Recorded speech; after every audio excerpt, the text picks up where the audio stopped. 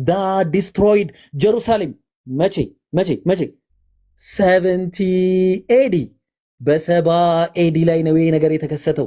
በሰባ ኤዲ ላይ ነው። ተግባባን። ኢየሱስ ካረገ ኢየሱስ ተገሎ እንደ ክርስቲያኖች እንትን አባባል ኢየሱስ ተገሎ አልቆ ኢየሱስ ብቻ ሳይሆን እንትና ራሱ ጳውሎስ ራሱ በዛ ሰዓት አልነበረም። ጳውሎስ ራሱ መቼ ነው የሞተው? ይሄው በ64 ሲኢ ላይ ነው የሞተው። አልነበረም። ጳውሎስ ራሱ በዛ ጊዜ አልነበረም። ታዲያ ከሰባ ኤዲ በኋላ የመጣ አርሚ ማን ነው ለመሆኑ? እስቲ እንመለስ ወደዛው ማቴዎስ ወንጌል ላይ ምዕራፍ 22 ቁጥር 9 ላይ እንመለስ። ቁጥር 8 በዚያን ጊዜ ባሮቹን ሰርጉን ተዘጋጅቷል፣ ነገር ግን የታደሙት የማይገኙባቸው ሆኗል። እንግዲህ ወደ መንገድ መተላለፊያ ሄዳችሁ አለ ያገኛችሁትን ሁሉ ወደ ሰርጉ ጥሯቸው። ወደ ሰርጉ ጥሩ። በቃ ከዚህ በኋላ ቅድም ማቴዎስ ወንጌል ምዕራፍ 21 ላይ እንደተባለው ከናንተ መንግስት ትወሰዳለች አለ። በቃ ወደ ሌላም ህዝቦች ትሰጣለች። ከዚህ በኋላ ከእስራኤል ሳይሆን ሌሎችን በቃ ሁሉን ያማከለ ነው። በቃ ከዚህ በኋላ ተግባባን። ከዛ ምን ይደረጋል? እነዚያም ባሮች ወደ መንገድ ወጥተው ያገኙትን ሁሉ ክፉዎችንም በጎችንም ሰበሰቡ፣ የሰርጉን ቤት ተቀማጮች ሞሉት ይላል። ሞሉት። ሰርጉ ተሞላ። በቃ አያችሁ፣ ድግሱ ተሞላ። ማን የሞላው? የነብያችን ሰለላሁ ዐለይሂ ወሰለም መምጣት ካልሆነ ከሰባ ኤዲ በኋላ ኤኒዋን ማለት ነው እዚህ መጥቶ ቻሌንጅ ማድረግ ይችላል። ኤኒዋን ሁ ዴርስ ማለት ነው የደፈረ ሰው መጥቶ ይሄንን ጥቅስ መሞገት ይችላል። ከሰባ ኤዲ በኋላ የመጣ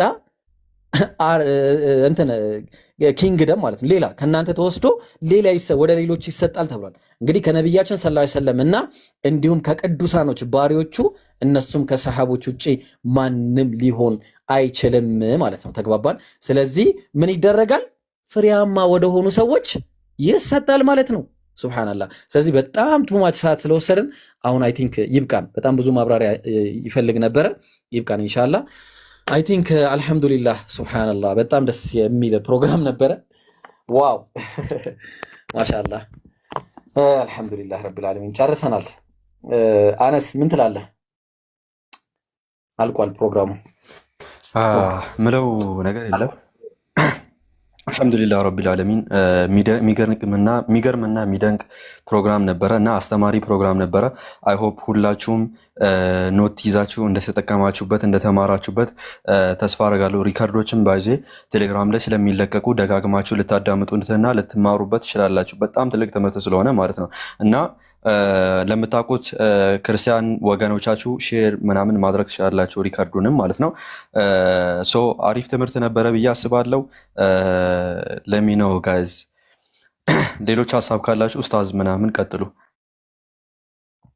ያ ኡስታዝ ቀጥሉ። ወአለይኩም ሰላም። አልሐምዱሊላህ ረብል ዓለሚን አሰላቱ ወሰላሙ ዐላ ረሱሊላህ ሰለላሁ ዐለይሂ ወሰለም። ይሄ የእስካሁኑ ሲተላለፍ የነበረው መልእክት ዳዕዋ ነው፣ ጥሪ ነው። ስለማን ትኩረቱ? ስለ ለዓለማት እዝነት መደምደሚያ የሆነው ስለተላኩት ነቢያችን ሙሐመድ ነው ሰለላሁ ዐለይሂ ወሰለም። የእሳቸው ነብይነት ለእኛ ለሙስሊሞቹ ብቻ ሳይሆን ለአጠቃላይ ለአዳም ዘር በሙሉ ነው። ስለዚህ አምላካችን አላህ በቁርአን ምዕራፍ 48 ቁጥር 29 ሱረቱል ፈትሕ ላይ እንዳስቀመጠው ሙሐመዱን ረሱሉላህ ብሎ አስቀምጧል። ሙሐመዱን ረሱሉላህ፣ ሙሐመድ የአላህ መልእክተኛ ነው ያለ። አላህ ፈጣሪያችን ነው። ወለዚነ መዐሁ አሽዳኡ ዐለል ኩፋሪ ሩሐማኡ በይነሁም ኢላ አኺሪህ እስከ መጨረሻው ድረስ አያው። የአላህ መልእክተኛ መሐመድ እነዚያም ከሱ ጋር ያሉት ወዳጆቹ ማለት ነው፣ ሰሃቦቹን ይጨምራል። በካህዲዎቹ ላይ ብርቶች፣ በመካከላቸው አዛኞች ናቸው። አጎንባሾች፣ ሰጋጆች ሆነው ታያቸዋለህ። ከአላህ ችሮታና ውዴታን ይፈልጋሉ።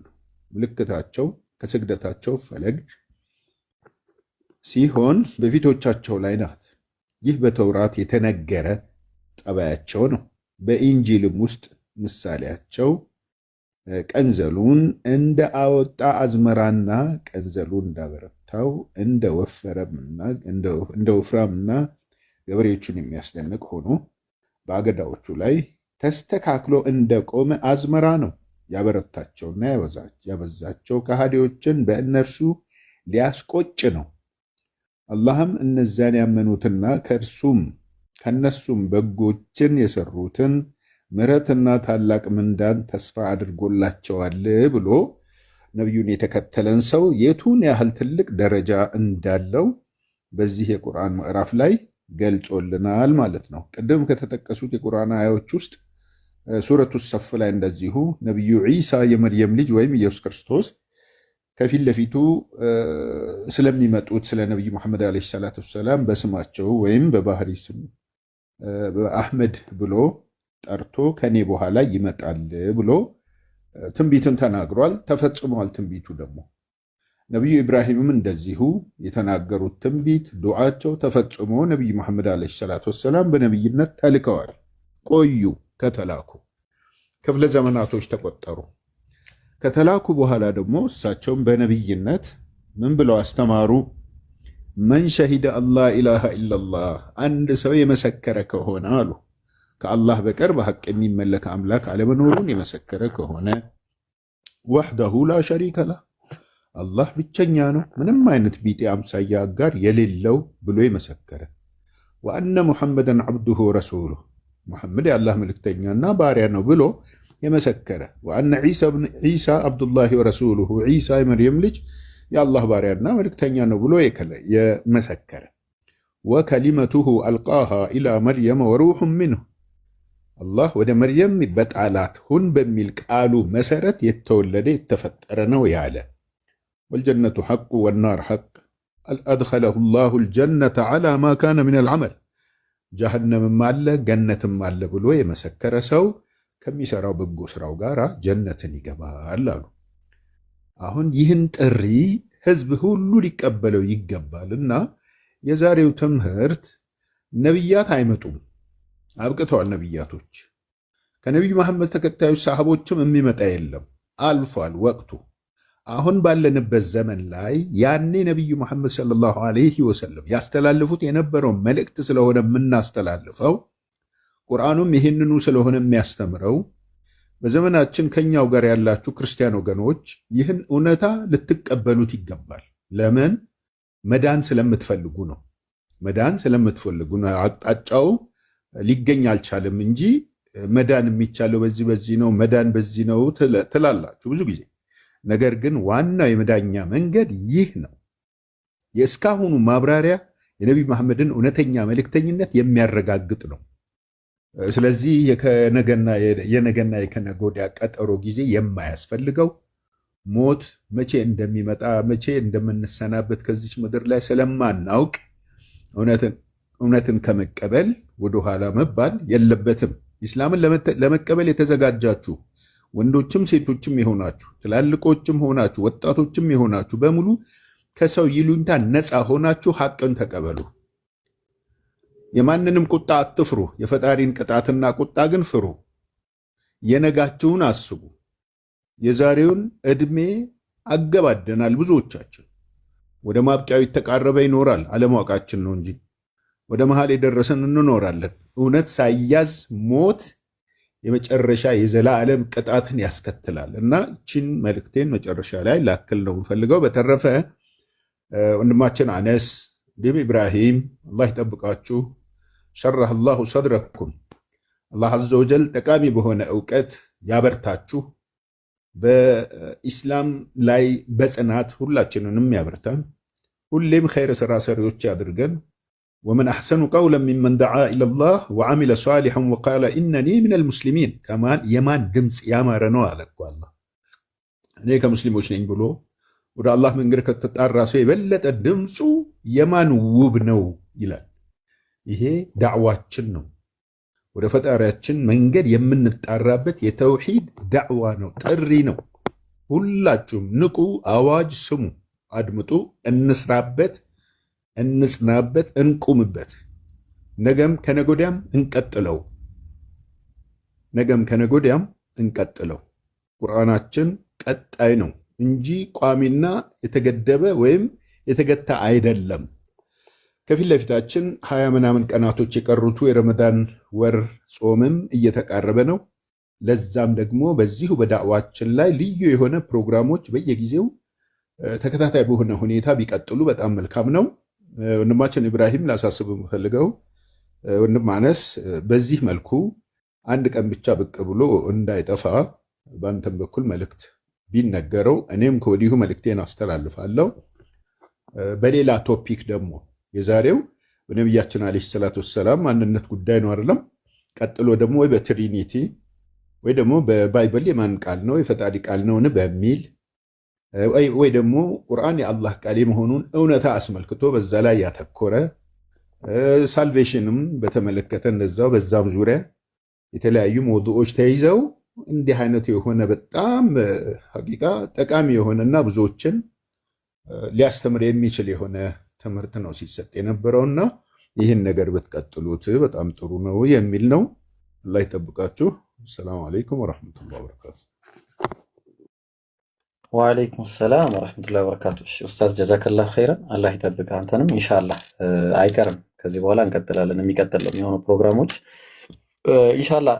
አነስ በቃ ከዚህ በኋላ ሰዎች እንዳይዳከሙ አንድ አፍታ ክርስቲያኖችን እያስገባን ብንቀጥልስ? ሁሉም ሰው አስተያየት ካለ ደግሞ በዛው ነው የምንቀረው አይመስልም? ያ እንደዛ አስባለሁ። ጥሩ ሀሳብ ነው። ይግቡ፣ ክርስቲያኖች ካላችሁ ግቡ ኢንሻአላህ። ኦልራይት ክርስቲያን መግባት ትችላላችሁ። የለው ሌትስ ጌት ሬዲ ቱ ራምብል። ሰላም አለይኩም ኢብሮ። እኔም እናገራለሁኝ ሀሳቤን ይሰጣለሁኝ። አይሳ ሀሳቡን ቀን አልሰጥም። ጀዛከላ። ግን ክርስቲያኖች ሲገቡ በሪሱ ጉዳይ ነው። እሺ ዛሬ በተነሳው ሪዝ ብቻ ሌላ ሪስ ጥያቄ መጠየቅ በሌላ ጉዳይ ማወያየት አይቻልም። ይችላል ለመናገር ፈልገን እንደዛ አይደል? ያው ትክክል። አነስ ተረኛ ነው። ቀጥል ኢንሻአላህ። ኦኬ ዮኒ ሰላም ነው? እግዚአብሔር ይመስገን ሰላም ነኝ። እንዴት ናችሁ? አለሁ አልሐምዱሊላህ። ነብዩ መሐመድ ሰለላሁ ዐለይሂ ወሰለም በባይብል ላይ ያሉ ብለህ ታምናለህ? አላምንም። የለም። አታምንም? እርግጠኛ ነህ? አዎ እርግጠኛ ነህ? እርግጠኛ ነኝ። ከነቅድሙ በተነሳው ሐሳብ ላይ ትሄዳለህ፣ ችግር የለውም። አንድ አራት ሐሳብ ነው ትጠይቃለች። ስለ እስማኤል እና ስለ ይስሐቅ፣ ስለ ሙሴና ስለ ኢየሱስ፣ ስለ ቴማን እና ስለ መልእክተኞቹ፣ መጨረሻ ላይ ደግሞ ፍሬዋን ለሌላ እንደምትሰጥ ስለተነገረው ሐሳብ የሆነ ሐሳብ ብቻ ነው ማነሳው። ቆይ እንደርሳለን እዛ ጋራ ተራ በተራ ማለት ነው። አሁን ትንቢት የለም ብለህኛል እና ወደ ትንቢቱ እንሂድና ከዛ ጥያቄ ካለ ጥያቄ ማቅረብ ትችላለህ። ሰመራይዝ ሳይሆን ማለት ነው። ወደ ትንቢት ስንሄድ ትንቢት የላቸውም ብለኸኝ ነበረ አሁን ማለት ነው። ለሲት እስቲ ካላቸውና ከሌላቸው ዳንኤል ምዕራፍ 2ን አንብበህ ታውቃለህ ከዚህ በፊት? አንብበሃል። አራቱ መንግስታት እነማን ናቸው ከምድር የሚነሱት? እሺ ቅድም ስታብራሩ ነበር፣ አብራርታችኋል። ቅድም ብላችሁታል። መልሱን አንብበዋል ነበር እንዴ?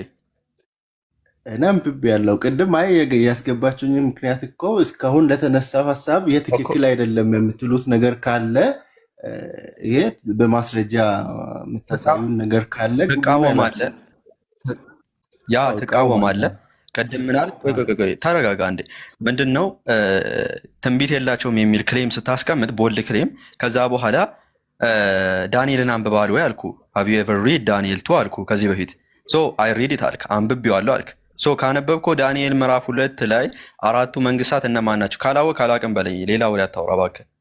ቀላል ነው። እንደዛ ካለ ካልፋለሁ። ይኸው ከ3 ሰዓት እስከ 6 ሰዓት ድረስ እስካሁን እየሰማሁኝ ነው። አሁን አጠቃላይ በተነሳው ጥያቄ ላይ በተነሳው ሐሳብ ላይ ሰብሰብ አድርገህ መልሼ ብወጣ አይሻልም? አላሁ አክበር። ይሄንን መልስልኝ መጀመሪያ። አራቱ መንግስታት እነማን ናቸው?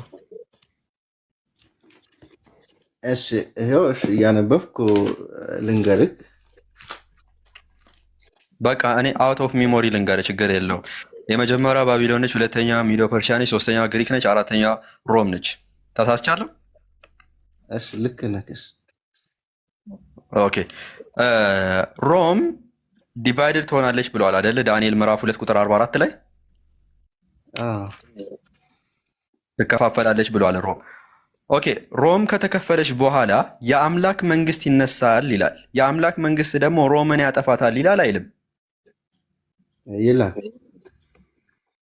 ኦኬ ማን ሮምን ያጠፋት በታሪክ?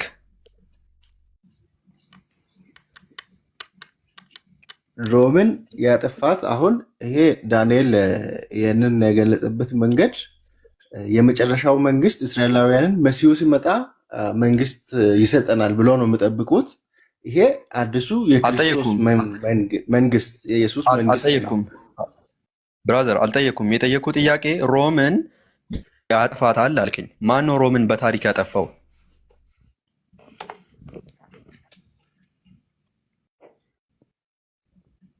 ከሂስትሪ ነው ከመጽሐፍ 1453 ምን እንደተፈጠረ ታውቃለህ? በ1453 ምን እንደተፈጠረ ታውቃለህ?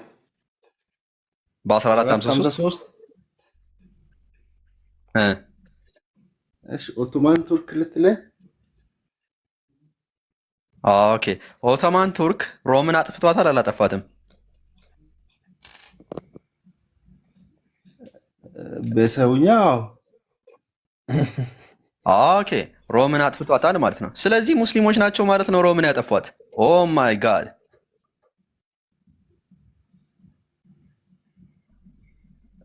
ዝም አትበላ። አሁን እኮ አንተን በሌላ እየወሰድከኝ ስለነበር ነው። እኔ እስካሁን ሰምቼ ጠቅለል አድርገህ መልስ ነው። እስካሁን ከተነሳ ለምን ጠቅለል አድርገህ ትመልሳለህ? ዩ አር ስታክ እኮ አሁን እኮ ስታክ ሆናል። ምክንያቱም ምን አልክ? ኦልሬዲ ሮምን ያጠፋታል አልክ። ምን አምስተኛው መንግስት ኦኬ ሮምን ያጠፋት በሂስትሪ ደግሞ ራስህ ኮንፈርም እንዳደርገው በ1453 ኦቶማን ኢምፓየር ነው አልክ። ኦቶማኖች ደግሞ ምንድናቸው? ሙስሊሞች ናቸው። ስለዚህ ትንቢቱ የተፈጸመው በሙስሊሞች ነው ማለት ነው። ይሄንን ደግሞ ሙሉ በሙሉ የማያፈርሰው ልንገርህ። አሁን ጠቅለል አድርገህ ህዝቡም ደክሟል። አሁን እስካሁን ቁጭ ብሎ ስላሉ አጠር አድርገህ ብመልስ አይሻልም? እነሱም የሚሰሙትን አሁን ይህንን መንግስት ወይ ብራዘር ትንቢቱ ላይ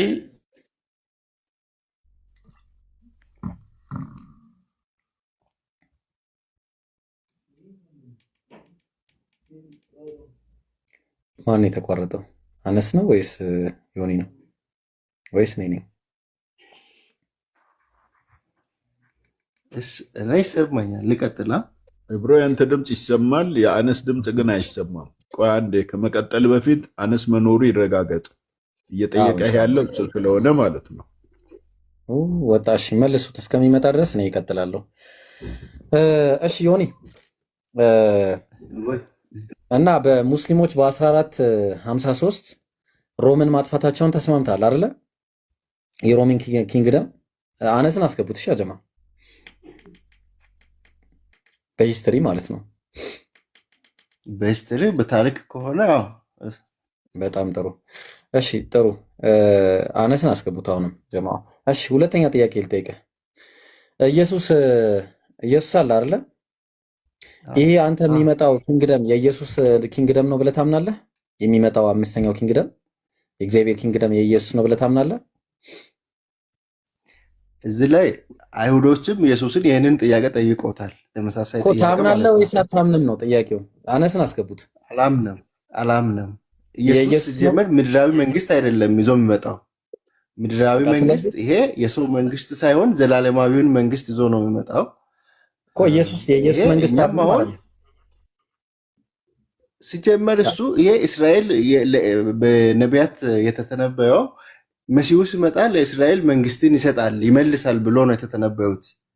እስራኤል ሲጠብቁት የነበረው ያንን መንግስት የምድራዊውን መንግስት እንደሚመልሳቸው አድርጎ ነው የሚጠብቁት። እየሰማኸኝ ነው? ኢየሱስ የሚመልሰው ኧረ ቆይ ግን አትበል።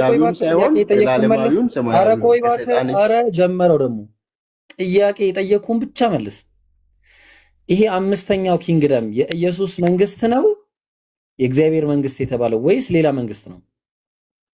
ኧረ አነስን አስገቡት ያ ጀማ። እሺ ማን ነው አምስተኛው ኪንግደም? የመጨረሻው እሺ የኢየሱስ መንፈሳዊ ከሆነሽ የኢየሱስ መንግስት ነው እና ፎልስ ፕሮፌሲ ሊሆን ነው በለኛ። እሺ ሮማውያን ኢየሱስን ገለውታል አልገደሉትም? አይሁዳውያን ሮማውያን ኢየሱስን የሰቀለው ማን ነው? ሮማውያን ናቸው። ይሄ በትንቢት ተነግሯል። የተነገረው ነው የተፈጸመው። ብራዘር ማን የሰቀለው ነው የተፈጸመው? ማን ነው የሰቀለው ነው እያልኩ ያለሁት። ሮማውያን ኢየሱስን ሰቅለውታል አልሰቀሉትም? መጀመሪያ አይሁዳውያን ከሰው በእነርሱ ክስ መሰረት ሮማውያን ሰቅለውታል። በጣም ጥሩ። ስለዚህ ፎልስ ፕሮፌሲ ሊሆንብህ ነው። እሺ አነስን እየደጋገምኩ እየላኩልህ ነው። አነስ ማሻላ። እሺ ቀጥል አነስ ኢንሻአላህ። ኦኬ አሁን ራሱ ኮንፈርም እንዳደረገው ለኢየሱስ ክርስቶስ ነው አልከን። ቅድም ደግሞ ምን ብለህን ነበረ? ዳንኤል የአምላክ መንግስት የተባለው ሮምን እንደሚያጠፋት ነግረህን ነበረ። ኢየሱስ ደግሞ አሁን እንደተናገርከው በሮሞች እንደተሰቀለ ነገርከን። ኢየሱስ በሮም ጠፍቷል እንጂ እሱ ሮምን አላጠፋትም ማለት ነው። ሐሰተኛ ነቢይ እያደረግከው ነው ማለት ነው። ሐሰተኛ መሲህ እያደረግከው ነው። ባዩር አናሎጂ እኔ እንደዛ አላልኩም። እንደዛ ነው አናሎጂው የሚሆነው። አይ እውነታውን ቅድም አንብቧል ወንድማችን እብሮ አንብቧል። ቅድም ዘፍጥረት 17:19 ላይ አንብቧል እውነቱን። እሺ ዘፍጥረት 17:19 ችግር የለውም። ግሬት ኔሽን እሱን የፈለግከው እሺ እንሂድ። ግሬት ኔሽን የተባለው ግሬት ኔሽን ሲባል ምን ማለት ነው? መንፈሳዊ ነው እዛ ጋ የተባለው ኦር ጀስት ስፒሪቹዋል ነው ኦር ጀስት የሆነ ፑምፕ ኦፍ ፓወርን የሚያመለክተው መንፈሳዊነትን ነው ኦር ገንዘብን ምናምን የሚያመለክት ነው? እሱ እንደየሰው አቀባበል ነው። አንተ ምድራዊውን የምታስብ ከሆነ ያንን ምድራዊው ነው ዘላለማዊ። ይሄ ሰማያዊውን ዘላለማዊውን ከሆነ እንደ አቀባበሊ ነው የሚሆነውና እዛ ጋ ነው እኔ ስለ አቀባበሌ ተውና ግሬት ኔሽን የሚለው ዘፍጥረት 17:21 ላይ ምንን ነው የሚያመለክተው? ስፒሪቹዋል ነው መንፈሳዊ ነው? ግሬት ኔሽን መንፈሳዊ ነው። መንፈሳዊ ነው። ገና ሊመጣ ያለውን ማለት ነው። ያ መንፈሳዊ ነው። አምላክን የሚያውቅ የአምላክን ህግጋት የሚከተል ነው። ስፒሪቹዋሊ ነው ብለሃል። ስፒሪቹዋሊ ከሆነ መቼ ነው የእስማኤል ዲሴንደንቶች የእስማኤል ዘሮች ግሬት ኔሽን የሆኑት? ማለትም አምላክን በማወቅ ደረጃ አምላክን ህግጋት በመከተል ደረጃ መቼ ነው የሆኑት? ወን እነሱ አልሆኑም። ዋት እስካሁን አልተፈጸመም ማለት ነው። ማስረጃ ልሰጥህ ይችላለሁ። ቆይ እስከ 6ኛው ክፍለ ዘመን አረቦች ጣዖት አምላኪያን ነበሩ። አሁን አንድ አምላክ አይደለም የሚያመልኩት አረቦች? what happened ምን ተፈጥሮ ነው? እሺ የተፈጠረውን ባጭሩ ላስረዳክ። እሺ እግዚአብሔር ለአብርሃም ቃል ኪዳን ዘላለማዊውን ቃል ኪዳን ገብቶለት ነበር። ይሄ ዘላለማዊው ቃል ኪዳን ከአብርሃም ዘር የሚመጣው መጨረሻ ላይ ይህ ግሬት ኔሽን እንደሚፈጥር። እሺ አሁን እሱን በእስማኤል በኩል ከሆነ እንዳልከው እስላሞች፣ ሙስሊሞች ይሄ ግሬት ኔሽን መጨረሻ ላይ የሚሆነውን ይፈጥራሉ። በይስሐቅ በኩል ከሆነ ደግሞ የሚመጣው አሁን ተመልሶ የሚመጣው ኢየሱስ ያንን ግሬት ኔሽን ያልከውን እንደሚፈጥር። አመሰግናለሁ። እሺ ጥቅሱን እንመልከቷ ለማን እንደሚል ጥቅሱ ጋር ሄደን ዘፍጥረት 17:19 እንይሽ። እናመሰግናለን። ጥሩ ነገር ነው ያነሳው። ጥቅሱ ጋር እንመልከት። ኦኬ ይታያል አይደል? ይሄ ዘፍጥረት 16 ነው የከፈትኩት። ይሄውና ዘፍጥረት 17 ኦኬ። ስለማን ነው የሚለው? ስለ እስማኤል ሰምቻለሁ፣ እነሆ ባርኬዋለሁ። ስለማን ነው የሚናገር? ስለ እስማኤል ነው። ፍሬያማም አደርገዋለሁ፣ እጅግም አበዛዋለሁ፣ 12 አለቆችንም ይወልዳል፣ ታላቅ ሕዝብ ግሬት ኔሽን እንዲሆን አደርገዋለሁ። ማንን ነው ግሬት ኔሽን አደርገዋለሁ ያለው? እሺ ቀጥል። አሁን ሳታቋርጥ ማንን ያለው? ግሬት ኔሽን አደርገዋለሁ? እስማኤልን። ግሬት ኔሽን ያለው ግሬት ኔሽን አደርገዋለሁ ያለው ቅድም እንዳልኩ ግሬት ኔሽን ደግሞ ስፒሪቹዋል ከሆነ መቼ ነው እስማኤላውያን የእስማኤል ዘሮች ግሬት ኔሽን የሆኑት? አምላክን ከማወቅ ደረጃ አምላክን ህግጋት ከማወቅ ደረጃ። እሺ ቀጥል። ቀጣዩን ቁጥር አንብብልኝ። ይሄ ምንም የሚያመጣው ለውጥ የለም። ምንድን ነው የፈለከው? እሺ ቃል ኪዳኔን ግን በሚመጣው ዓመት በዚያ ጊዜ ሳራ በምትወልደው ከይስሐቅ ጋር አቆማለሁ አይለ ምንድን ነው ምን ፈልግ? እሺ ስለዚህ ቃል ኪዳኔን ግን እግዚአብሔር ዘላለማዊውን ቃል ኪዳን ከእስማኤል ጋር ሳይሆን ከይስሐቅ ጋር ነው የሚያደርገው። ከሁለቱም ጋር ያደርገው ይሄንን አይደለም። እሱን እባርከዋለሁ ታላቅ ሕዝብ አደርገዋለሁ ብሏል። ባርኮታል እስማኤልን። እሺ ነገር ግን ዘላለማዊውን ቃል ኪዳን ከማን ጋር ነው የሚያደርገው? ከይስሐቅ ጋር። ከሳራ በመጣው ዓመት ቀደም ብሎ ያለውን ቨርስ አንብበዋል? አዎ አንብቤዋለሁ። አጋር የግርዛት ኪዳን የለም። ቀደም ብለህ አንብበህ ከሆነ የግርዛት ኪዳን ካለ ደግሞ ያን የግርዛት ኪዳን ደግሞ በኪዳኑ መሰረት እስማኤል ተገርዟል አልተገረዘም? ዘፍጥረት 17:25 ላይ ተገርዟል። ኪዳኑ አለው ማለት ነው። እስማኤልም ይስሐቅም ተገርዟል። ዩጅስ ኮንሲደር ኪዳኑ እንዳለው ራስህ እኮ መሰከረ። ሁለቱም የአብርሃም ልጆች ናቸው። ሁለቱም በቃል ኪዳኑ መሰረት ተገርዘዋል። ነገር ግን ዘላለማዊው ቃል ኪዳን እግዚአብሔር የሚፈጽመው ከማን ጋር ነው? ከይስሐቅ ጋር ነው። አለቀ። ፈጽሟል ያልከኝ ከሰከንዶች በፊት ብራዘር ከእስማኤል ዘር የሚመጣው ሙሐመድ በቃ ና ላስረዳና አንተ አዳምጥ። በቃ ምክንያቱ ሀሳቡ ስላልገባህ ማለት ነው። ከላይ ቀደም ብለህ አንብበህ ከሆነ ቃል ኪዳን ለሁለቱም ነው የገባለት። ለማ ለእስማኤልም ለይስሐቅም ማለት ነው። የምን ኪዳን አለ? የመገረዝ ኪዳን አለ። ይህንንም የመገረዝ ኪዳን ሁለቱም ነበራቸው። ማለትም እስማኤልም በቃል ኪዳኑ በመገረዝ ኪዳን መሰረት ምን አድርጎታል? ገርዞታል ራሱ ማለት ነው። ስለዚህ ኪዳኑ ማ አለው? እስማኤልም አለው። ኢቭን ማለት ነው ኪዳኑ ከይስሐቅ ጋር እንኳን ቢሆን የሚገናኝ ነገር አይደለም። ነቢያት አይነሱም የሚለውን የሚከለክል አይደለም። ነቢያት ከሌላ ነገድ አይነሱም የሚለውን የሚከለክል ሀሳብ አይደለም። ነገር ግን የተወራ ያለው ነገር ታላቅ ሕዝብ የሚለውን ነው። ታላቅ ሕዝብ አንተ ራሱ እንዳልከኝ ስፒሪቹዋል ነው ብለኸኛል። ስፒሪቹዋል ከሆነ ታላቅ ሕዝብ ማለትም መንፈሳዊ ከሆነ መቼ ነው የእስማኤል ዘሮች ይሄ ስፒሪቹዋሊ መንፈሳዊ ሆኖ ታላቅ ሕዝብ የሆኑት? ማለትም አምላክን ከመከተል አምላክን ከማወቅ ደረጃ መች ነው ታላቅ ሕዝብ የሆኑት? ወይን መቼ ነው የሆኑት? ያንን መልስልኝ። ምክንያቱም ያ ማተር አያደርግም። ጥሩ መልስልሃለሁ። ቅድም ወንድሜ ባነበበው ማቴዎስ 21:43 ላይ እሱን ከፍተን ማንበብ እንችላለን።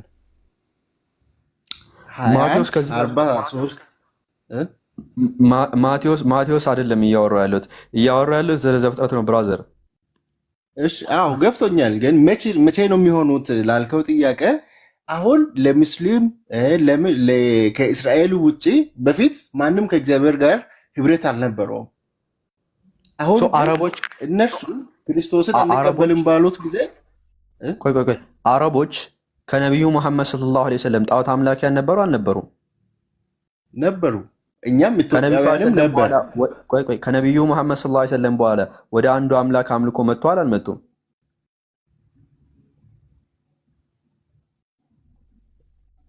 አረቦች በፊት አረቦች ሌላ ሃይማኖት ነበር የሚያመልኩት፣ ጣዖታትን። አንድ አምላክ አብን የሚያመልኩት እስራኤላውያን ብቻ ነበሩ። አባታችን የእናንተም አባት የእኛም አባት አብርሃም። አላሁ አክበር። እኔ ያልጠየቅኩህን ነገር አታውራ። የጠየቅኩ ጥያቄ አረቦች በፊት ጣዖት አምላኪያን ነበሩ፣ ተስማማን። ነቢዩ ከመጡ በኋላ ወደ አንዱ አምላክ አስተምሮ መጥተዋል አልመጡም? አረቦች መተናል ይላሉ፣ ግን ነቢዩ ሊያመጣቸው አይችልም። ነቢዩ እውነትን ወደ እውነተኛው መንገድ ሊመራቸው አይችልም። ምክንያቱም መጥተዋል ኦር ይላሉ ብራዘር። እሺ መጥቶ ከሆነ በምን እንዴት ወደ አብ ወይም ወደ አንዱ አምላክ መቅረብ ይችላሉ? ከአዳም መቅረብ ይችላሉ የሚለው ለአንድና ለመጨረሻ ጊዜ ከእግዚአብሔር ጋር ተጣልተዋሉ። እንደዛ የሚል አስተምሮ የለም። ያ ስህተት ነው። ወደዛ እንመጣ። ያ ሌላ ታሪክ ነው። ርዕስ ሺፍት አታደርግ። ወደ ርዕሱ ተመለስና ራስህ እንዳልከው አዎ ወደ አንዱ አምላክ አስተምሮ በማመጥቷል አልክ፣ በነቢዩ መጥቷል አልክ፣ በነቢዩ መሐመድ ሰለላሁ ዐለይሂ ወሰለም። ሶ በነቢዩ መሐመድ ሰለላሁ ዐለይሂ ወሰለም ከመጡ ይሄ ትንቢት ተፈጽሟል ማለት ነው።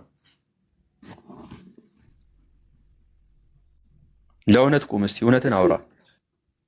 እኔ እውነቱን ነው የማወራው። አንተ አሁን ለኃጢአት እኔ አሁን እውነቱን ለማውራት ላውራ ብል አንተ አሁን የኃጢአት ስርየት ከአብ ጋር ከአምላኬ ጋር በስራ ነው ወይስ በምንድን ነው የምትቀርበው? የኃጢአት ስርየት የምታገኘው በምንድን ነው? ስለ ኃጢአት ስርየት ማለት ነው። ስለ ኃጢአት ስርየት አይደለም እየተወራ ያለው። we are talking about the prophet አላህ ይሮ ሀሳብ ካለ እዚህ ቀጥል እስኪ እንዴት እንደምንግባባ አላውቅም። አረ ቢስሚላ ምን ሆነ ነው ዮኒ እንዴ? ምንድን ነው ፍየል ወደዚህ ቅዝምዝም ወደዛ ነው የሚሉት? ምንድን ነው? ምን ሆነ ነው የተጠየቅከው? እኛ ስንት አምላክ ነው የምናመልከው ዮኒ? አረቦች ስንት አምላክ ነው አሁን የሚያመልኩት? ስንት አምላክ ነው የሚያመልኩት? አንድ አምላክ። በጣም ጥሩ። አዎ ያ አንድ አምላኩን ወደ ማምለክ የሄዱት ከምን በኋላ ነው?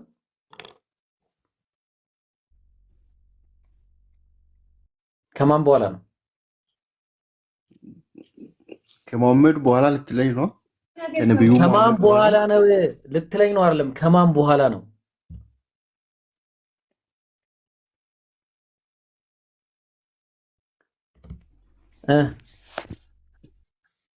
ከማን በኋላ ነው?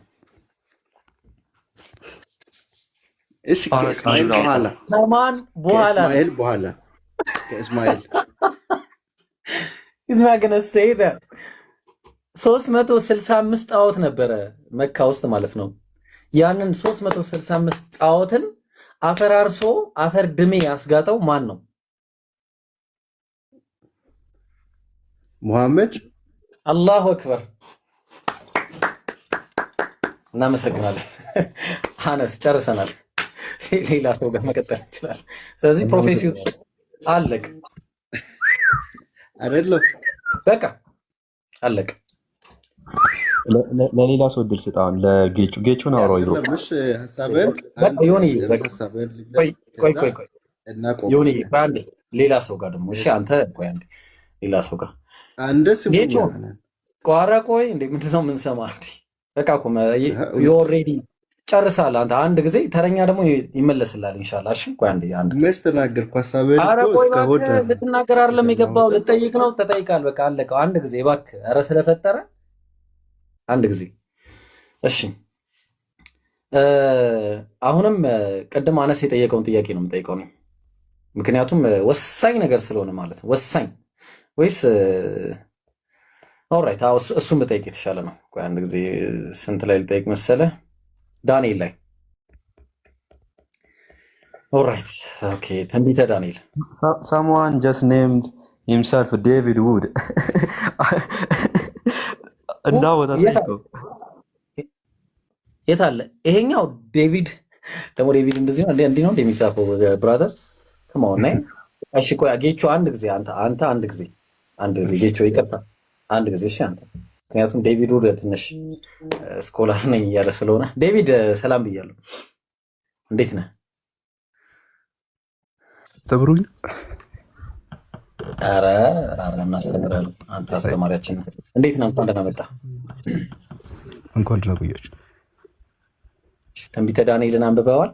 ምዕራፍ 2 አንድ ደቂቃ። እሺ ቆይ አንድ ደቂቃ ወይ አንድ ደቂቃ ሙሉ ልንታገስ። ኬክ አድርጎ ሊመጣ ነው።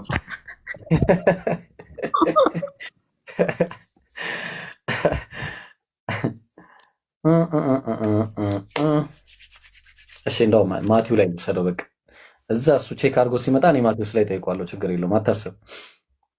ቀይርባለሁ። ማርሽ ይቀይራል። ማቴዎስ ላይ አደርገዋለሁ ጥቅሱን። ማቴዎስ ስንት እንደሆነ ግን አልነገረም፣ ከይቅርታ ጋር ማለት ነው። ኦልራይት ኦኬ። ዴቪድ ተመልሳል። አንድ ደቂቃ ሞላ። ከ9 ነበር ከ10 ሆኗል።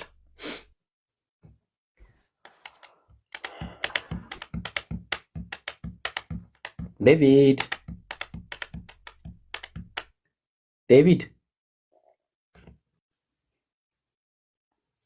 ኦኬ እሺ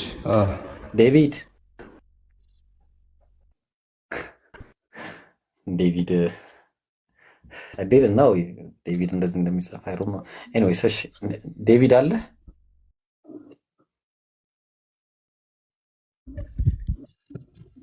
ሄሎ ኦኬ ኔትወርክ አሁን አልተመለሰም። ኔትወርክ ነው ይሻላል፣ ምንም አይልም። ኦኬ ይሰማሃል አሁን? አይ ከዛ በፊት አጻጻፉን ንገሩኝ እስቲ ዴቪድ እንዴት እንደሚጻፍ። እሺ በኋላ እናወራለን እሱን። ቆይ መጀመሪያ የባይብሉን አጻጻፍ አናይም?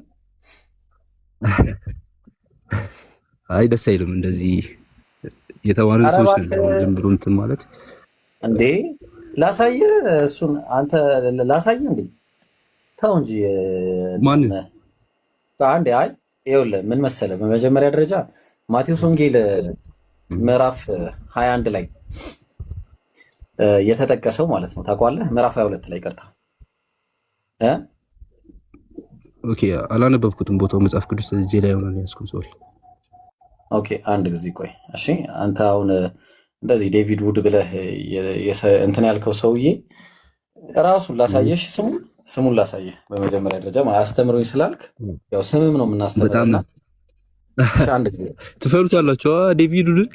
አይ ቆይ እዛ በጣም ሂኖ አዘዛፉ ታያ። አረ ቆይ አዘዛፉን አየው። ኦኬ አየዋ አዩት። ተማርክ? አዎ ሌላም ላስተምርህ። ተማርክ አዘዛፉን ዴቪድ ውድ የሚለው አስተምራለሁ። እሺ የብራኑ ተማሪ ነው። በቃ እሺ ጎበዝ። አሁን ዴቪድ ውድ ልክ ተጨምቆ እንደሄደ ሁሉ ተጨምቀህ ትሄዳለህ ዛሬ። እሺ ማቴዎስ ወንጌል ምዕራፍ 22 ላይ ማቴዎስ ወንጌል ምዕራፍ 22 ላይ አንድ የሚናገረው ነገር አለ። ታውቀዋለህ? ምሳሌውን መጀመሪያ ምሳሌውን ታውቀዋለህ ወይስ እሱንም ላስተምርህ? ላስተምርህ ሳይሆን መጽሐፍ ቅዱስ ቦታው ካለ አንብብልኝ። መጽሐፍ ቅዱስ በእጅ ላይ ያስቁም አልኩህ ቅድም። ኦኬ ላሳየህ። እሺ ግን ምሳሌውን ማወቅ አለብህ ከኔ ጋር ለማውራት። እሺ ምሳሌውን ማወቅ አለብህ፣ ምክንያቱም ዴቪድ ውድ ብለህ መተህ እንደ ስኮላር እያደረገ ስለሆነ ማለት ነው። እሺ ምን ይላል?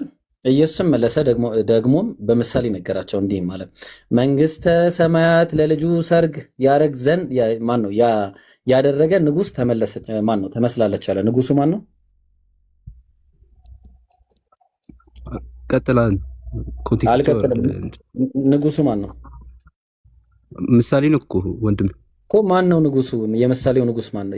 የዚህ ንጉሱ ምሳሌ ማን ነው? እኔ ኢየሱስ ክርስቶስ እንደሆነ የምቀበል አረ ዮኒ እባክህ ላወርድ ነው። ዮኒ ላወርድ ነው። አንዴ አያችሁ፣ ገና መጽሐፍ ቅዱስህንም ልናስተምር ነው። አየው አነስ የቪዲዮን ኮሬክት እያደረገው እኮ ነው። አረ በጣም ፈናችሁ ደስ ይላል። እሺ ቆይና እሺ ኢየሱስ ብላል ተሳስታል። እግዚአብሔር ነው። እሺ ጋድ ነው። አዎ ከዛ በኋላ እኛም ኢየሱስ ክርስቶስ እኮ ጋድ እንደሆነ ነው ምናምን ወንድም አሱ የእናንተ ትምህርት ነው ተገደላለ። ብራዘር ኢየሱስ ተገድሏል ብሎ አስቀምጧል ማቴዎስ 21 ላይ። እሺ እዛው ጋር ተገድሏል ብሎ ተቀምጧል። ከባሪያዎቹ አንዱ ይኸው ለምሳሌ ተመልከት፣ ምዕራፍ 21 ላይ ምን ብሎ አስቀመጠ? ልጄንስ ያፍሩበታል ብሎ ልጁን ላከባቸው አለ። አየው ማን የላከው? የአትክልት ባለቤት እሱ እግዚአብሔር ነው። የአትክልቱ ባለቤት ልጁን ያፍሩበታል ብሎ ልጁን ላከ። እሱን ገደሉት። አየው ልጁ ተገድሏል። እሱና ይሄኛው የተለያዩ ናቸው በአካል ደረጃ በዚህ ኮንቴክስት መሰረት ማለት ነው። እሺ ስለዚህ እሱንም ተማር። እንቀጥለው። ሊፈርድ ይመጣው ማን ነው ታዲያ? ቆይ እሱን እናወራለን። ቆይ ብራዘር አሁን ቆይ አንተ በፈለኩ ብቻ ስለማለት ርዕስ አቀየረ። ማነው? ዲቪድ ርዕስ አቀየረ። እሺ አንዴ ዴቪድ አይልም እና እንትን ስም የታደሙትን ወደ እሱ ሰርግ ቆይ አንዴ ዲቪድ አንዴ ይቅርታ፣ ቆይ አንዴ ይቅርታ። የታደሙትንም ወደ ሰርጉ ይጠሩ ዘንድ አለ ባሮቹን ላከ። ሊመጡም አልወደዱም አለ። ማናቸው ባሮቹ? የተጋበዙት እንግዶች። እሺ አለፍኩ በቃ ይሁንሽ። ደግሞ ሌሎች ባሮችን ላከ። ከዛ የታደሙትንም እነሆ ድግሴን ተዘጋጅታለችና ኮርማዎቼ የሰቡ ከብቶቼ ታርደዋል አለ። ሁሉም ተዘጋጅቷል፣ ወደ ሰርጉ ኑ በሏቸው አለ። ጠሩ። እነሱ ግን ቸል ብለው አንዱ ወደ እርሻው፣ እሺ ሌላ በቃ ትተውት ማለት ነው። ሌላውን ደግሞ ወደ ንግዱ ይሄዳል። ጥሩ የቀሩትን ባሮቹ ይዘው አንገላቷቸዋል። እንግዲህ ባሮቹን በአጠቃላይ ነቢያቶችን እንዳለ ገደሏቸው፣ ኢየሱስንም ጭምር ማለት ነው። ቅድም እንዳሳየው ልጄን ያፍሩበታል ብሎ ልጁን ላከባቸው፣ እሱንም ገደሉታል። ቀጠልና ንጉሱ ተቆጣ። ንጉሱ እግዚአብሔር ማለት ነው። እሺ ከዛ ጭፍሮቹን ልኮ እነዚያን ገዳዮች አጠፋ፣ ከተማቸውንም አቃጠላለ። በጣም ጥሩ። ማን ነው? ቆይ አንድ ጊዜ ጭፍሮቹ ማን ናቸው? እነዚህ ማን ናቸው? ይገደሉት ምናልባት አላቃቸው። በጣም ጥሩ። አዎ እሱን እንደዚህ ነው። አሁን እናስተምር። እሱንም አንድ ሁለተኛ ፖይንት ላስተምር። ጭፍሮቹ ማን ናቸው? ያው ያንተው ኮሜንተሪ ማለት ነው። ቤንሰን ኮሜንተሪ ያየው ጁዊስ ምን አለ? በቃ ጁዊሾች የተገደሉበት በማ በሮማን አርሚስ ማለት ነው። እነሱ ምን ይባላሉ ብሎ አስቀመጠ? ጋድስ አርሚስ ተብሎ ይቀመጣሉ አለ። ሁለተኛ ፖይንት ላስቀምጥልህ። ጋድስ አርሚስ ብቻ በመባል ሳይሆን ኢንቴንሽን ምንድን ነው? አይ አሁን ዲቴል ይገባል። ለተኛ ስለሆነ ነገ ፈተና አለኝ ወንድሜ። አሁን መተኛ ስለምፈልግ አጠር አድርገህ ምንድን ነው ጥያቄ ነው? ቆያ ፖይንታችን ላይ እንምጣ። አንዴ ፈተና ካለብህ አለመምጣት ነበር። እሺ ቆይ አንዴ ፑልፒት ኮሜንተሪን አየው። ምን አለ? the romans in fact some 40 years after ምን አለ? እንግዲህ ወደ አሽ በርንድ ከተማዋን አጠፏት፣ አቃጠሏት፣ ወደ አመድነት ቀይሯት አለ። መቼ ነው ይሄ ነገር የተከሰተው? በሰባ ኤዲ ነው። እሺ ሰባ ኤዲ ኢየሱስ ነበረ ምድር ላይ።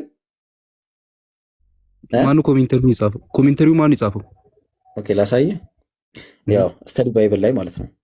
ይሄው ስተዲ ባይብል ኮሜንተሪ ያው እዛው የእናንተ ባይብል ላይ ነው። እሺ ያወጣሁት የኔ ባይብል ማቴዎስ ወንጌል ምዕራፍ 22 ቁጥር 7 ላይ ምን አለ? the sending of troops signifies the divine judgment in historical context. This can be seen as a reference to the Roman armies that destroyed Jerusalem አለ። ጀሩሳሌምን ምን ያደረጉበት ነው? ያጠፉት። መቼ? በሰባ ኤዲ አለ። ጥያቄ እየጠየቅኩ ነው አሁን። በሰባ ኤዲ ኢየሱስ ነበረ? ሰባ ኤዲ ላይ ክርስቶስ ሪላያብል ነው እንትኑ። ኦኬ ከዌብሳይት ነው አይደል አሁን ያገኘው? ይሄን አራ ሪላያብል ነው እንዴ? እንዴት አድርጌ ነው ይሄን? አይ አንተ አላቆም እኮ ታዲያ ስንቱን ነገር ነው አስተምረን የምንችለው ብራዘር። ኮሜንታሪያችሁንም አስተምረናችሁ እንደገና ሂስትሪም አስተምረን፣ ይሄ በሂስትሪ የታወቀ ነው። እንትን ጀሩሳሌምን ሮም ያቃጠለችው በሰባ ኤዲ እንደሆነ ሁሉም የተስማማበት ነገር ነው። ይሄ እያሳየው እኮ ነው። ኮሜንተሪ ላይ ሮሞች እንደሆኑ የጋድስ አርሚ ሮሞች እንደሆኑ አሳይቻለሁ። መቼ ነው የተካሄደው? እሱ በሰባ ኤዲ። አዎ በጣም ጥሩ። ስለዚህ አሁን የዚያን ጊዜ ምን ሆነ? በሰባ ኤዲ ኢየሱስ ነበረ ወይስ አልነበረም ነው ጥያቄው ምድር ላይ። አይ ቀድመ ሪላያብል ነው እኮ ብዬ የጠየቅኩ ወንድሜ። አሁን የቀረበኝ መረጃ ምን ያህል ኢንፎርሜሽን? አይ እሺ ሮማን እንዴ አንተ ስላልክ ነው እንደሚሆነው እና ከየት ላምጣልህ? ከዚህ በላይ ከባይብል እኮ አምጥቼልህ እኮ ነው። ከባይብል ላይ ነው ኤዲ እንደዛ ተብሎ ተጽፏል። አዎ ባይብል ሀብ ታውቃለህ? አላውቅም። ታዲያ እኛ ስንቱን አስተምራ። እኔ በቃኝ እባክህ። እኔ ከዚህ ጋርማ አላወራም። አነስ የምትለው ካለ በለው። አይ እኔማ ጥያቄ ኖሮኝ ነው የገባሁት። ጥያቄ ነበር። ጠይቅ። ኦኬ ሙሐመድ እንትን አጥፍቷል ማለት እነዚህ ስፒሪቹዋል ይደረግ የነበረባቸው ነገሮች ሙሐመድን አጠፋ ኮንፊርም አደረገልህ ቅድም ምናልባት እንደሰሙት እና የካባውን ድንጋይ እንዴት አላጠፋውም ታዲያ? እሱም እኮ አርሜኒያኖች በዛ ቦታ እንደነበሩ ነው በሂስትሪ የሚናገረው። ጋዴም ኦኬ ያ ድንጋይ አይደለም ሲጀመር ማለት ነው። ጀስት እንደ ፎቶ ላሳይህና ከገባ አላውቅም። አይ ዶንት ኖ። እሺ ፎቶ ላሳይህ። ከዛ በኋላ ያ መካ ያልከው ድንጋይ አይደለም አክቹሊ ማለት ነው። ያ ከላይ ያለው ይሄ ከበሮ ሲነሳ ይሄ ጨርቅ ነው። ኦኬ ይሄ ቤት ነው። ዲስ ኢዝ ሆም። ይሄ ደግሞ ቤት ነው። በማን ነው የተሰራው? በአብርሃምና በልጁ በእስማኤል ነው ተብሎ ነው የሚናምነው። ዲስ ኢዝ ሆም። ውስጡ ደግሞ ራሱ ኢንፎርሜሽኑ አለ። ሪላያብል ነው እንትኑ እነሱ መገንባታቸው። አይ እኔ ኮንፊደንሳችሁ ደስ ይለኛል። አሁን መጽሐፍ ቅዱስን ሞራ ምናለው እኔ ማለት አሁን ይሄን ማን ገነባው ብትል አብርሃም ገነባው ብትለኝ አላምንም። ምክንያቱም አብርሃም እግዚአብሔርን ይፈራል። ዴቪድ እንመጣበታለን። ይሄ ቤት ነው this is home የሆነ ድንጋይ ምናምን እያሏችሁ የሚያታልሏችሁ እናንተ ነው። ይሄ ልብስ ነው። ኦኬ ሲነሳ እንደዚህ ነው። ውስጡን ደግሞ ተመልክታል። ይሄ በር አለ። ቤት ነው። በድንጋይ ነው የተገነባው ነው። አይ የትኛውም ነገር እኮ በድንጋይ ነው አይደል? ነው የሚገነባው። ቤተ መቅደስ እኮ ነው። ቤተ መቅደስ ነው የሚሰራው። የት ነው? ከድንጋይ ነው የሚሰራው። ቤት ራሱ ነው የሚሰራው። ከድንጋይ ነው የሚሰራው። ስለዚህ ቤቱ ስሙ አለው። ያ ቤቱ መካ ነው። ስሙ አለው ቤቱ። ቆይ ኧረ እባክህ የፈጣሪ ቤት ነው። የፈጣሪ ቤት ማለት ደግሞ የሚሰገድበት የሚጸለይበት ማለት ነው። ምንድን ነው? ለምን ይፈርሳል? ኦኬ እሱ ነው። ኦኬ እሺ ጨረስክ? አዎ ጨርሻለሁ። እሺ ኢብራሂምና ኢስማኤል ገነቡ ያልከኝ ምንድነው ማስረጃ እነሱ መገንባታቸው? ጥያቄን መልሼልሃለሁና እኔ በተራዬ ልጠይቅህ። አይ አይደለም መች መለስክልኝ። አይ እና አብርሃም እና ኢስማኤል ገነቡ አልከኝ። የታል? ማን አውቁታል? መጽሐፍ ቅዱስ ነው እንግዲህ። አብርሃም እንኳን አብዛኛው ጊዜ የተገለጠው በእናንተ መጽሐፍ እኮ ያን ያህል አብርሃም እንትን ያለበት ነገር የለም። ተገልጿል። በቁርአን ላይ አላህ ሱብሃነሁ ወተዓላ አብርሃምና እስማኤል ቤቱን እንደገነቡት ቁርአን ላይ አስቀምጦልናል ማለት ነው። እኛ ደግሞ we believe in archaeological information አለ። archaeological information አለ። archaeological information አብርሃም ኤግዚስት ለማድረጉ እንኳን ኤቪደንስ አለ። የምን አብርሃም መገንባቱን archaeological even አብርሃም መገንባቱን ይቀርና no evidence አብርሃም ኤግዚስት ለማድረጉ ከሪሊጅን እኮ ኤቪደንስ የለም። ማስረጃ አለ አብርሃም ኤግዚስት ለማድረጉ እንዴ? እንትናዊ እኮ ነው፣ አይሁዳዊ እኮ ነው አብርሃም እኮ። ለዛ ራሱ ማስረጃ አለ። ብዙ ኢንፎርሜሽን ሂስቶሪካል ባክግራውንድ አለው። የእናንተው ላይ ግን ይሄ መገንባቱ ስማኝ፣ ይሄ መገንባቱ ተረጋጋ። አንድ ሂስቶሪያን አሁን ትልቁ ላይ አደርግሃለሁ አብርሃም ኤግዚስት አድርጓል ብሎ የሚያምን ሂስቶሪያን እንኳን አታመጣልኝ። አንድ አያምኑም ሂስቶሪያኖች አብርሃም ኤግዚስት አድርጓል ብሎ they don't believe። ይኸው ኤቪደንስ ክፈት። ኤቪደንስ ካለ ትልቁ ላይ አድርጌሃለሁ። ኦኬ እንዳልኩ ውጪ ነኝ። አሁን አንድ ስልክ ነው ያለኝ፣ ለዛ አልችልም ማቅረብ። ነገር ግን በዚህ አታመንጥም። ስክሪንሻት አድርገህ መለጠፍ ትችላለህ። ንገረኝ፣ እኔ ከፍትልሃለሁ። ወይንም ምንም ከዚህ በኋላ ማለት ነው ክሌም አታደርግ። ውጪ ነኝ ምናምን ማስረጃ መክፈት አይመቸኝም። አሁን ውጪ ነኝ ምናምን ብለህ ክሌም ነፍ ነው። ክፈት፣ ይኸው አይ ማን ነው ሪሊያብል? ለምሳሌ መጽሐፍ ቅዱስን የጻፉት አይሁዳውያን ናቸው። የእናንተ ደግሞ በአረብኛ ነው የተገለጠው። አየክ፣ ይሄ እኮ በጣም ልዩነት ያለው። እኔ አሁን አረብኛ ብታስቀምጥልኝና የአይሁድ ጽሑፍ ብታስቀምጥልኝ ሞስትሊ የአይሁድን ነው ማምነው። ምክንያቱም they have information ባክግራውንድ አላቸው። ያን ሰውዬ ያውቁታል። ውርስ አለ፣ ንግርት አለ፣ ብዙ ነገር አለ። ከዛም አንፃር መመልከት አለብህ።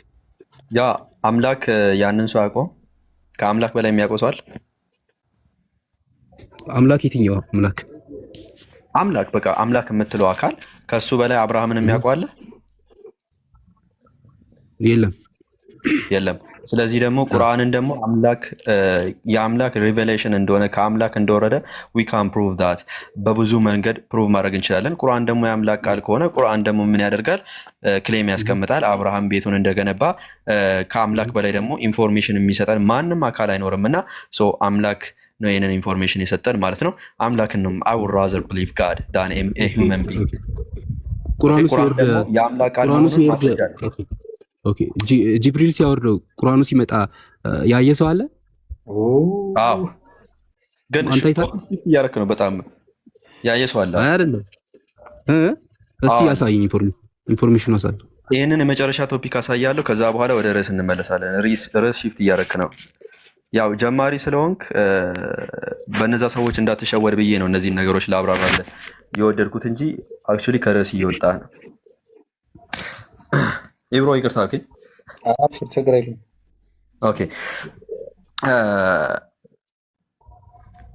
ኦኬ ይሄንን የሚናገረው ማለት ነው ሰዓድ ነው። ሰዓድ ምን በማለት ይናገራል? ደቀ መዝሙር ነው ማለት ነው። I saw on the right side of Allah's messenger አለ and on his left side።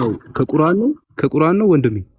ሐዲስ ነው ነብዩ ሰለላሁ ዐለይሂ ወሰለም አይደለም? እሱ እኮ የእናንተ ሶርስ ነው። ታዲያ ሶርስ ነው እኮ የእናንተ። አየክ ምን እንዳሳየን የፈለከው ምንድን? ይሄንን የተናገሩት የነቢ ስ ሰለም ንግግር አይደለም። ይሄን የተናገሩት የነቢዩ ሰለላሁ ዐለይሂ ወሰለም ደቀ መዝሙሮች ናቸው። ማለትም ያዩትን ማለት ነው። ምስክርነት እየሰጡ ነው። ሐዲስ እኮ ቁርአን ላይ የተጻፈው ነው ኮንፊርም የሚያደርጉ አይደል? አይደለም ቁርአን ላይ አይደለም የተጻፈውን እየተናገረ ያለው። ብራዘር እባክህ አዳምጥ አንዴ። አይ ሁለቱም አንድ ነው። አዳምጥ። ማታውቀውን ነገር ነው እያወራሁ ያለሁት። እባክህ አዳምጥ። ጠይቀሃል፣ ላብራራለህ። ሳዕድ ቆይ፣ ሐዲስ ምን እንደሆነ ላብራራለህ። ሳዕድ ማለት የነቢዩ ሰለላሁ ዐለይሂ ወሰለም ደቀ መዝሙር ነው። ምን እያደረገ ነው ያለው ከተባለ የእርሱ የራሱን ያሳለፈውን ነገር ምን እያደረገ ነው? እየገለጸ ነው፣ እየተናገረ ነው ያለው። ይሄንን የሚናገረው ሰከንድ ፐርሰን ነው። ነቢ ሰለላሁ ዐለይሂ ወሰለም አይደለም ራሳቸው የሚናገሩት፣ ሌላ ሰው ነው እየተናገረ ያለው፣ ምስክርነት እየሰጠ ያለው። ምንድነው ምስክርነቱ? I saw on the right side of Allah's messenger and on the left side 2% አለ። ሁለት ፐርሰኖችን ሁለት አካላትን አየው። አንደኛው ነጭ ለብሷል አለ። in white clothes ነጭ ለብሰዋል አለ፣ በቀኝና በግራ ማለት ነው። ከዛ በኋላ who I did not see before nor after that አለ። ከዛም በፊትም ከዛም በኋላም አላየኋቸውም አለ። and they were Gabriel and ሚካኤል አለ። እነርሱም ገብርኤል እና ሚካኤል ነበሩ በማለት ይናገራል። ይሄንን የሚናገሩት ነቢ ሰለላሁ ዐለይሂ ወሰለም ሳይሆኑ ይሄንን ያሳለፉት ይሄንን ያዩት በአይኖቻቸው የአይን ምስክር የሆኑ አካላቶች ናቸው። ይሄንን እየመሰከሩ እየተናገሩ ያሉት ማለት ነው። በመቀጠልም ማለት ነው ኢላሉ ደርቁጣኒ ላይ የምናገኘው አንድ ዘገባ አለ ማለት ነው። ቃለ ጅብሪል አለ ጅብሪል ቃል በቃል መጥቶ ለነቢዩ ሰለላሁ ዐለይሂ ወሰለም ይሄ አርካኑል ኢስላም ምናምን ሲያስተምራቸው ማለት ነው። አርካኑል ኢስላም ምናምን ሲያስተምራቸው ቃል በቃል ብዙ ህዝቦች ባሉበት መጥቶ ነው ሲያስተምራቸው የነበረው ማለት ነው። ቃለ ጃአ ጅብሪል ኢለ ነቢ ሰለላሁ ዐለይሂ ወሰለም ፊ ሱረት ሻብ ማለት ያስቀምጠ በሰው አምሳል መጣ ጅብሪል። ምሳሌ ኤክስፕሬሽኖች ሊኖሩ ይችላሉ። እንስማማና ለስጥህ እኮ ምሳሌ ኤክስፕሬሽኖች ሊኖሩ ይችላሉ።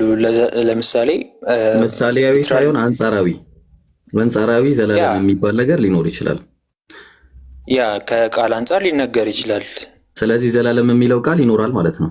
ሁልጊዜ ዘላለም ቀጥታ ዘላለም አመልካች ሆኖ አይመጣም እኮ እንደ ቦታው እንዳወዱ ይለያያል።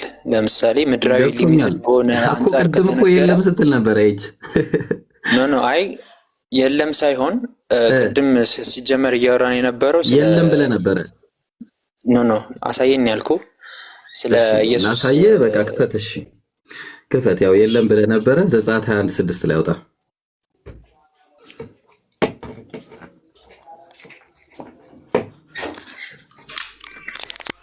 ዘጸአት 21:6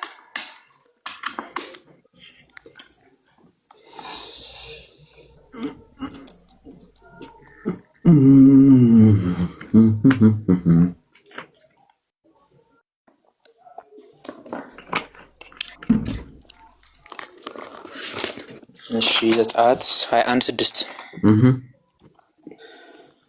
እሺ ጌታዬ ሚስቴን ልጆቼንም እወዳለሁ አርነት አልወጣም ብሎ ቢናገር ጌታው ወደ ፈራጆች ይውሰደው፣ ወደ ደጁም ወደ መቃኑ አቅርቦ ጆሮውን በወስፌ ይብሰው፣ ለዘላለምም ባሪያው ይሁን። ይሄ ኤክስፕሬሽን ነው። ይሄ ኤክስፕሬሽን ነው ማለት ኤክስፕሬሽን ነው አትበለኝ። ዘላለም የሚለው ኤክስፕሬሽን ነው። ሊትራሊ አይወሰድም። ዘላለም የሚለው ምንን አመልካች ነው የመጣው እዚህ? ኤክስፕሬሽን ነው ማለት ኤክስፕሬሽን ነው አትበለኝ። ለዚህ ምንን አመልክቶ ነው የመጣው እዚህ ጋር ዘላለም የሚለው? ያው እሱ ባሪያ ሊሆን እስከሚችልበት ጊዜ ድረስ። ስለዚህ አላፊ ጊዜን አመልካች ሆኖ ይመጣል ማለት ነው። ያ ከዚያ ወደ አንጻር ያ ኤክስፕሬሽን ነው። በጣም ጥሩ አመሰግናለሁ። ግልጽ ነው ቃሉ ራሱ። ኢየሱስ ደግሞ ስልጣኑን የሚረከብበት ጊዜ አለ፣ ስልጣኑን የሚያስረክብበት ጊዜና የሚገዛበት ጊዜ አለ። ጥያቄ ልጠይቅህ፣ ገዢ የሆነ አካል ማለት ነው የሚገዛበት ጊዜ አለ? ገዢ የሆነ አካል የሚገዛበት ጊዜ አለ? ያ ሊኖር ይችላል እኮ ዘላለማዊ ያልሆነ ግዛት ማለት ነው። ያ አመሰግናለሁ። ኢየሱስ ሁሉን ላስገዛለት ይገዛል ወይስ አይገዛም? ያ ምክንያቱም ምንድነው ይገዛል ወይስ አይገዛም? መጀመሪያ መልስልኝ። በሰውነቱ ፓወርን ሰብሚት ማድረግ አለበት ለአባቱ ለአብ። ይገዛል ወይስ አይገዛም? ይገዛል። ሆይ ኖት አብ ይገዛል ወይስ አይገዛም? ለማን ይገዛል እሱ? በጣም ጥሩ። ምክንያቱም የዘላለም ንግስና ያለው ለማን ስለሆነ? ለአብ ስለሆነ። አመሰግናለሁ። ጨርሰናል። ስለዚህ ወደ ኋላ አልጨረስኩም እኔ ባይዘው ከዚህ በኋላ እንዳትመለስ። የዘላለም ንግስና ያለው ለማን ነው? ይቅርታ ለአብ ነው። አንዳዳምጠኝ። ጥያቄ ጠይቀሃለሁ፣ አልመለስክልኝም። ሲጀመር ጥያቄን እግዚአብሔር ለዘላለም ይነግሳል የተባለው በመዝሙረ ዳዊት ምዕራፍ 10 ላይ እግዚአብሔር ነው።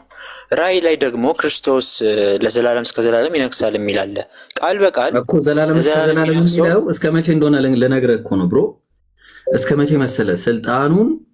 ስልጣኑን እስከሚያስረክብበት ዕለት ይገዛል።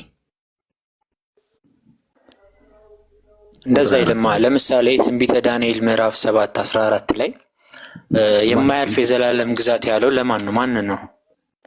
ለማን ነው? ንገረኝ አንተ። እስኪ ንገረኝ አንተ። አንተ ንገረኝ። ለአንተ አይደል ያመጣው ጥቅሱን? ለክርስቶስ ነው። ለክርስቶስ። በጣም ጥሩ። እሺ እንመለሳ። አሁን እዛ ላይ እናወራለን። ግዛቱም ማያልፍ እዛ ላይ እናወራለን። አሁን ሉቃስ ምዕራፍ 1 ቁጥር 32 እኮ እናውራ። ሉቃስ ምዕራፍ 1 ቁጥር 32 ላይ በያዕቆብ ቤት ለዘላለም ይነግሳል፣ ለመንግስቱም መጨረሻ የለውም እኮ እናውራ። 7 ላይ ለመንግስቱ ምናል? እሺ 7 ላይ እናውራ። ስንት ንጉሶች አሉ እዛ ላይ? ትንቢተ ዳንኤል ምዕራፍ 7 ላይ 4 መንግስት አለ ይጠቀሳል። በጣም ጥሩ። የመጀመሪያው መንግስት ማን ነው? ሜቢ ባቢሎን። ሜቢ ሁለተኛው ግሪስ ነው ወይ ኦርደር ሳስቻለሁ። ሶስተኛ ግሪስ ሜዶ ፐርሺያ። እሺ ሶስተኛ ግሪክ። አራተኛ ሮም። አይ ቲንክ ሮም። በጣም ጥሩ። ይሄ የሚመጣው ንጉስ ማለት ነው ሮምን እንትን ይላታል አይደል? ያጠፋታል። እሺ ነው አይደለም? ያ በጣም ጥሩ። ኢየሱስን የሰቀሉት ሮሞች ናቸው ወይስ አይደሉም? ናቸው። እና ፎልስ ፕሮፌሲ ሆና ለኢየሱስ ነው ካልክ ያ የሱ መንግስት ምን አይነት መንግስት ነው? ምድራዊ መንግስት ነበር እንደ ኢየሱስ? ስለ ምድራዊ ነው የሚያወራው እዚህ ጋር ብራዘር። እዚህ ጋር እያወራ ያለው ስለ ምድራዊ መንግስት ነው። የምድራዊ መንግስቶች ናቸው እነዚህ ሁሉ የተነገሩት እንዳለ። ኖ ያልኩ የኢየሱስ መንግስት ምድራዊ ነው ሰማያዊ? አይ እኔ ስለ ኢየሱስ መንግስት አይደለም እያወራ ያሉት። አሁን መጀመሪያ ትንቢተ ዳንኤል ምዕራፍ 7 ላይ እየተነገረ ያለው ሊትራል ነው ወይስ መንፈሳዊ መንግስት ነው? ለዘላለም የማይጠፋ መንግስት የተባለው የክርስቶስ መንግስት። ኖ ትንቢተ ዳንኤል ከመጀመሪያ ጀምሮ ነው የምልህ እኮ። ስለ መንፈሳዊ ናቸው እነ ባቢሎን? ኖ መንግስቶቹማ ነበሩ በታሪክ። እሺ የትኛው ነው ስለ ኢየሱስ የሚያወራው? እስቲ ያሳይኝ። ኢየሱስ የሚለው የትኛው ነው? እስቲ እዚህ ጥቅስ ላይ ቁጥር ስንት ላይ ነው ያለው? ቁጥር ምዕራፍ 7 ቁጥር 13 ለዛ ነው። ምዕራፍ 7 14 መሰለኝ። 14 በጣም ጥሩ። ከላይ እያወራ የነበረው ስለ እንስሳት ነው አይደለ? በምስል ሲናገር የነበረው ያ። ከዛ በኋላ ስለ ሰው ልጅ የሚመስል ደግሞ አወራ። ምክንያቱም መጀመሪያ ስለ እንስሶች አወራ፣ ከዛ ደግሞ የሰው ልጅ የሚመስል አወራ። ምክንያቱም መለየት አለበት። እዚህ ጋር የሰው ልጅ ያለው ኢየሱስን ነው ይላል። ምዕራፍ 7 ቁጥር ከ1 ጀምሮ። እሺ 7:1 እሺ በሌሊት ራእይ ነው 4 የሰማይ ነፋሳት ታላቁ 4 እሺ እያለ እሺ የሰው ልጅ የሚል አለ እዚህ ጋር የሰው ልጅ ምዕራፍ ቁጥር 13 ላይ የሰው ልጅ የሚል አለ። የሰው ልጅ ማን ነው እዚህ ጋር እንዳንተ አገላለጽ እኮ ማን ነው? አሁን ለአንተ እኮ ማን ነው? ክርስቶስ። የሰው ልጅ ተብሎ የሚጠራው ክርስቶስ። ማስረጃ ምንድነው? እዚህ ጋር ምንድነው ማስረጃ? ምን ስላለ? ምክንያቱም ቀጥሎ ወገኖች አሕዛብ በልዩ ልዩ ቋንቋም የሚናገሩ ሁሉ ይገዙለት ዘንድ ግዛትና ክብር መንግስትም ተሰጠው። ግዛቱም የማያልፍ የዘላለም ግዛት ነው፣ መንግስቱም የማይጠፋ ነው ይላል። ሰው ይህን ሞር ዲቴል አብራርቶ የምታገኘው የሮም መንግስት መቼ ነው የጠፋው? መቼ ነው የጠፋው? በማን ዘመን ነው የጠፋው? በኦቶማን ኢምፓየር። በጣም አመሰግናለሁ። ስለዚህ የሚመጣው ንጉስ ማለትም የአምላክ ንጉስ የተባለው በምን ምክንያት ነው? ምን ስላጠፋ ነው? ሮሞችን አጠፋ አይደለ? ከዛ ደግሞ አንድ ጥያቄ ልጠይቅህ።